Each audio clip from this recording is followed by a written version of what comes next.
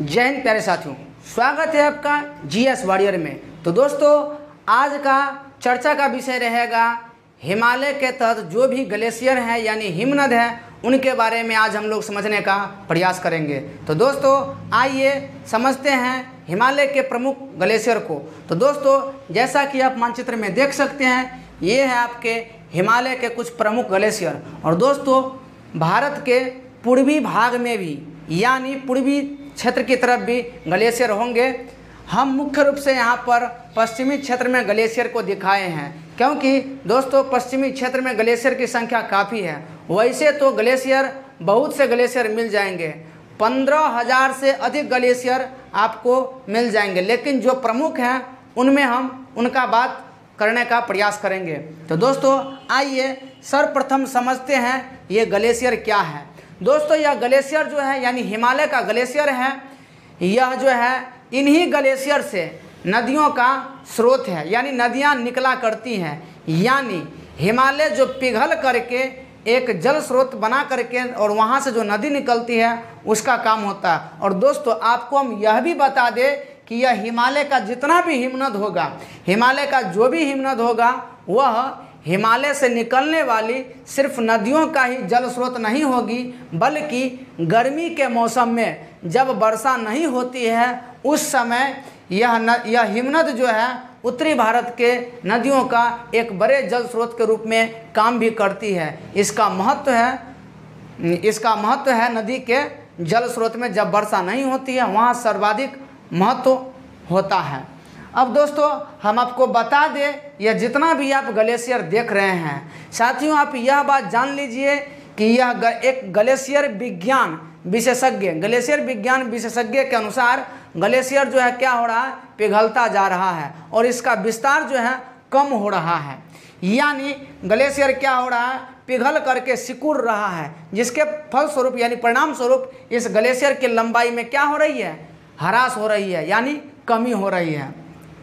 अब दोस्तों आप जो है यहाँ कुछ देख सकते हैं, उससे पहले और हम कुछ बात बता दें। यह जो हिमालय का ग्लेशियर है दोस्तों, कहा जाता है कि पृथ्वी पर ध्रुवीय क्षेत्र में बर्फ सर्वाधिक मात्रा में है। और यदि वहीं हम बात करेंगे कि एक अनुमान के अनुसार, तो वहाँ कहा जाएगा कि ध्रुवीय क्षेत्र के बाद जो है बर्फ सर्वाधिक मात्रा में इसी हिमालय में पाए जाते हैं। और दोस्तों हम आपको यह बता दें, यह हिमालय का जितना भी हिमनद है वह आपको लगभग 40,000 वर्ग किलोमीटर क्षेत्र पर विस्तृत है। कितना बोले, हिमालय का हिमनद जो है 40,000 वर्ग किलोमीटर क्षेत्रफल पर अवस्थित है।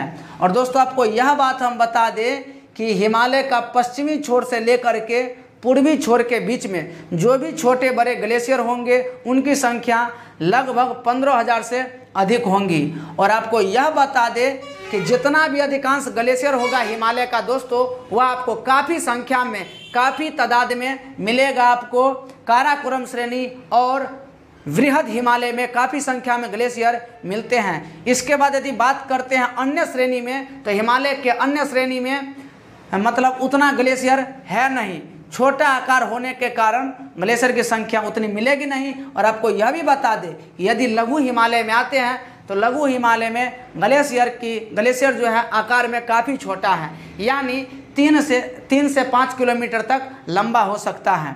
दोस्तों आइए हम जरा देखते हैं काराकोरम श्रेणी के ग्लेशियर को, पुनः इसके बाद हम लोग वृहद हिमालय ग्लेशियर को देख लेते हैं। यदि आप दोस्तों यहाँ देखेंगे तो हिमालय ये जम्मू कश्मीर को 2019 में 2 केंद्र शासित प्रदेश में बांटा गया था। एक आपका कहलाया था लद्दाख और यह भाग कहलाता आपका क्या, जम्मू कश्मीर कहलाता। तो यह हो गया जम्मू कश्मीर प्रांत का, इधर आ जाता, और यह हो गया लद्दाख का। आइए काराकोरम श्रेणी के ग्लेशियर को देखिए। इधर से हम लोग चलते हैं दोस्तों, यहाँ आपको मिलेगा रिमो ग्लेशियर, फिर होगा बाल्टोरो ग्लेशियर, यहाँ है आपका बियाफो ग्लेशियर, ये है चोगोलुंगमा ग्लेशियर और ये है हिस्पर ग्लेशियर। क्या देखा हमने, Rimo glacier, Baltoro glacier, Biafo glacier, Chogolungma glacier और हिस्पर ग्लेशियर यहाँ हमने देख लिया। यह है आपका दक्षिणी तरफ। अब देखिए उत्तर की तरफ जो ग्लेशियर है वो देखिए, यहाँ है सियाचिन ग्लेशियर। दोस्तों ये सियाचिन ग्लेशियर जो है सर्वाधिक लंबी हिमनद है, हिमालय की सर्वाधिक लंबी हिमनद यानी ग्लेशियर की बात करेंगे तो सियाचिन ग्लेशियर का आएगा। दोस्तों जहाँ सियाचिन ग्लेशियर है उसके पास में काराकोरम दर्रा भी मिलेगा। आइए पुनः आगे देखते हैं। सियाचिन ग्लेशियर के बाद आपको आएगा सासैनी ग्लेशियर, इसके बाद आएगा खरदोपिन ग्लेशियर। क्या देखे, सियाचिन ग्लेशियर, फिर आगे हम लोग सासैनी ग्लेशियर, इसके बाद आ गए क्या, खरदोपिन ग्लेशियर। आइए पुनः एक बार हम लोग रिकॉल कर लेते हैं। यह है रिमो glacier, Baltoro glacier, Biafo glacier, यहाँ चोगोलुंगमा ग्लेशियर, यह है हिस्पर ग्लेशियर। पुनः इधर देखते हैं तो सियाचिन ग्लेशियर, सासैनी ग्लेशियर और खरदोपिन ग्लेशियर। और दोस्तों सबसे यदि पश्चिमोत्तर भाग में बात करते हैं तो यहाँ आपको आता है बाटुड़ा ग्लेशियर। क्या आता है, बाटुड़ा ग्लेशियर। तो इस प्रकार से हम काराकोरम श्रेणी के प्रमुख ग्लेशियर को देख चुके हैं। आइए पुनः हम देखते हैं वृहद हिमालय के प्रमुख ग्लेशियर को।